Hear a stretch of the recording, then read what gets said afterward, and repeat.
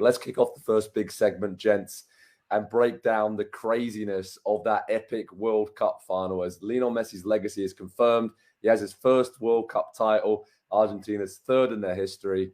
And I'm going to go out on a limb and say that is the best World Cup final in history. And if it isn't, we got to look back through and try and figure out what beat it, because from Argentina being 2-0 up and cruising, France coming back with Mbappe scoring twice in a couple of minutes late on in regulation to make it 2-2, and then Messi scoring again in the second half of extra time, then Mbappe scoring with a few minutes left in extra time to take penalty kicks, and then Argentina to win on penalty kicks the way they did, to see the scenes of Messi breaking down in tears, relief, delight.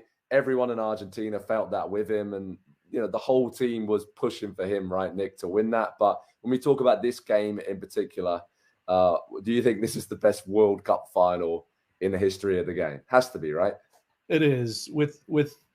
And honestly, when you talk about stakes, emotional stakes, key components, key characters, the way that this tournament went, it's up there with any event. Like when I think about soccer, sometimes it sounds a little silly to go to the Olympics, which we love, but like that US-Canada game a few years ago was maybe a better game in terms of tension and moments and whatever. But this was Messi, Mbappe, Messi in his last World Cup game, Mbappe looking the stat that flashed on the screen that he has the second most goals of any active player at a World Cup, and he's 23.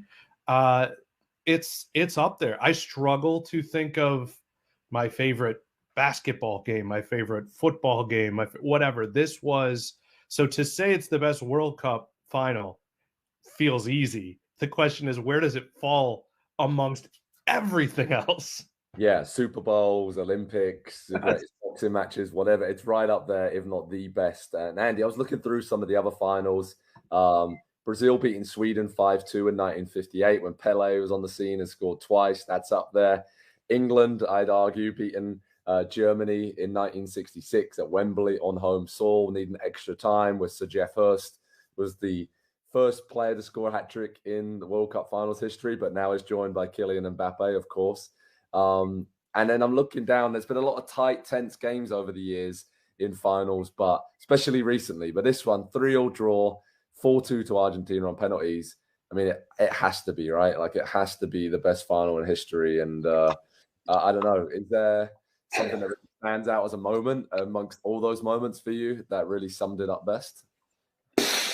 So I can only speak to the World Cup finals that have occurred in my lifetime, obviously, and there's nothing close that's ever happened in that period. And I'd probably go so far as to say, just if you take into account the magnitude of the moment, how important the moment was, how widely viewed it was all across the world, and then you throw in the names, and I'm not even talking the individuals, I'm just talking France, Argentina, two absolute, as heavy of heavyweights as you could possibly have, going toe-to-toe with one another like that.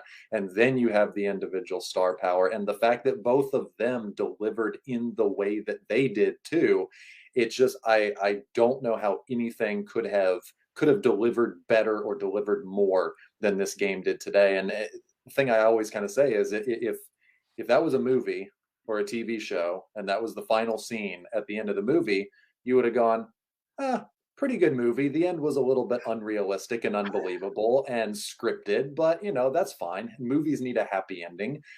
Whatever happened in this game, it was going to be a happy ending for someone. We talked before, there were very likable characters on both sides, all sides, everybody involved essentially, which is very strange for the world that we live in today. And so whatever happened, we were going to enjoy it. But the fact that it ends with Messi doing this and making it a historical moment the way that it is, I think is just that, to me, and seeing him get the Golden Ball award and then realizing, well, I'm this close to the trophy that's mine now. I'm going to have an early kiss and going for it. Like, that moment will always stick with me.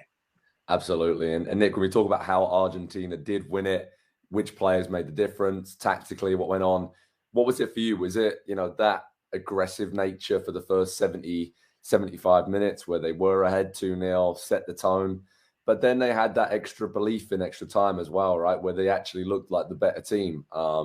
And there was some really good performance, especially Di Maria, I think, who set the tone for Argentina. It was a shame he couldn't play longer than he did, but some great individual displays throughout both teams, but especially from Argentina. When you actually look at it from gameplay, aside from a crazy 10-minute spell there for Mbappe, Argentina, you'd argue, deserved to win that World Cup final over the course of the action. Yeah, I think that when it comes down to it, it is not unlike Hollywood's been mentioned during this conversation, and it's a little bit like a Rocky movie. And I hate to say this because France probably was the favored team, but where Apollo Creed recognizes that this guy he's fighting can actually fight, and that, oh my goodness, I've let this go to the cards. I better try to knock him out. Like, that's what happened. Is Argentina realized they had been better, but oh my gosh, these guys are super good. We knew that, and we had been sitting back, and we were all, the three of us were ready to blame Leo Scaloni, for not taking it by the horns. But to his credit, he did. It changed the match. They did hold France to 2 penalties and another goal from the run of play. I know that the penalties were relatively earned, but I mean, they deserved it. They definitely deserved it.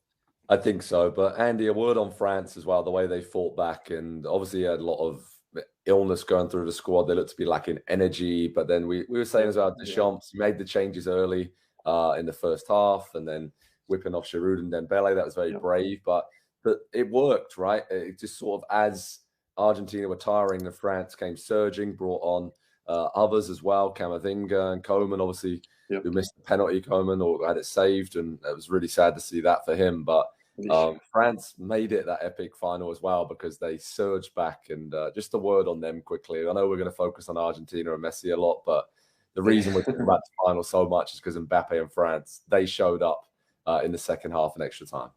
Yeah, it was awesome how both teams really had a dominant period in the game, and we got to see some of the best from both teams. And obviously, you're not going to show that for the whole of 90 minutes or 120 minutes in a World Cup final against a team as brilliant as you're facing. You're going to be down at some points, and you're going to be struggling, and it's how you respond to that. And France responded incredibly well. They had 0 shots for 70 minutes, and then they got their first shot. They get 2 goals in about 90 seconds from Mbappe, and Argentina were completely stunned, and it was all France at that point, and they looked to be the ones that might score the winning goal. Argentina then come back into the game, and they get a goal of their own, and France respond again. So the resiliency that was there, and Kylian Mbappe scoring the hat trick the way that he did, again, even though 2 from the penalty spot, he was involved in all. It's just, man, when the big names in the big moment deliver the way that they did, you have to tip your hat to both sides, because they both, like you say, Joe, they both played their part in this going down as, again, for me, the greatest sporting event that I've ever seen. And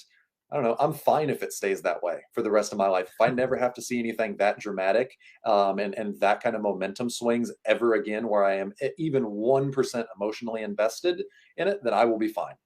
Yeah, and also I want to mention France, obviously the reigning World Cup champs before this, and you're missing Kanté, missing Pogba, missing Benzema, missing Nkunku, having injuries to deal with during a tournament and illness. So to come that close to repeat back-to-back and being only the 3rd team in history to do that, there was some going, and they were just resilient, I think, in a word. The entire tournament, they were never truly free-flowing or dominating games from start to finish, but you have to admire the resilience of the fight in that French team. And at the end of the day, just some Argentine brilliance, maybe a bit of divine inspiration as well when it comes to Messi and all that storyline. I think that was the difference when all is said and done. So, yeah, that final, we will never, ever forget that. And like you said earlier, boys, the fact that we did a watch along for it together, that will be a great memory that we'll have a beer over in years to come and look back on that very fondly.